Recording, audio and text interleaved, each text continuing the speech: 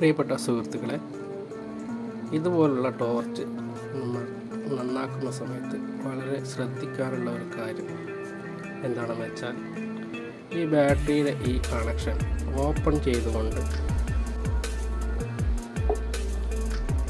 നമ്മൾ ചാർജറിൻ്റെ connection connect ചെയ്തിട്ട് ചാർജറിൻ്റെ switch on ചെയ്ത് കഴിഞ്ഞാൽ, ഇതുപോലെ ചാർജിൻ്റെ സ്വിച്ച് ഓൺ ചെയ്തിട്ട് ഒരു കാരണവശാലും നമ്മൾ ഈ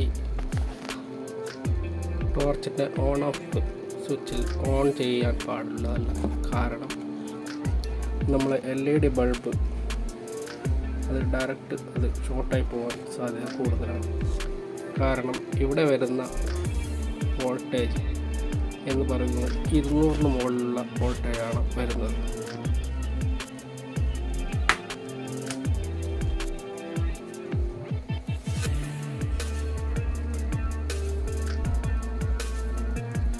ഇവിടെ വരുന്ന വോൾട്ടേജ് 286 വോൾട്ടേജാണ് വരുന്നത് DC.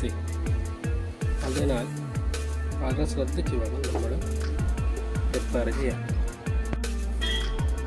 ഈ 285 വോൾട്ടേജ് എപ്പോഴാണോ ബാറ്ററിയുമായി കണക്റ്റായി നിൽക്കുന്നത് ആ സമയത്ത് മാത്രമാണ് അത് 4 വോൾട്ടേജായിട്ട് മാറുന്നത്.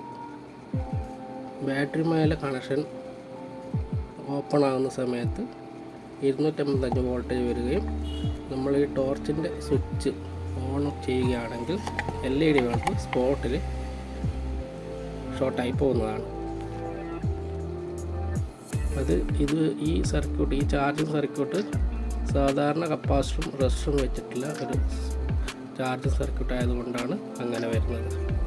എന്നാൽ SMPS ഉപയോഗിച്ചിട്ടാണ് ചാർജർ സർക്യൂട്ട് ഉപയോഗിച്ചതെങ്കിൽ ആ ഒരു പ്രശ്നം ഉണ്ടായിരിക്കുന്നതല്ല. അതിനാൽ ഇതുപോലത്തുള്ള ചാർജർ വെച്ച് ചെയ്യുന്ന ടോർച്ചിൽ ബാറ്ററി കണക്ഷൻ ഓപ്പൺ ചെയ്തിട്ട് ഒരു കാരണവശാലും ചാർജിൻ്റെ സ്വിച്ച് ഓൺ ചെയ്തതിന് ശേഷം ടോർച്ചിൻ്റെ സ്വിച്ച് ഓൺ ചെയ്യാൻ പാടുള്ളതല്ല. ബൾബ് സ്പോട്ടിൽ ഷോർട്ടായി പോകുന്നതാണ്. ഓക്കെ.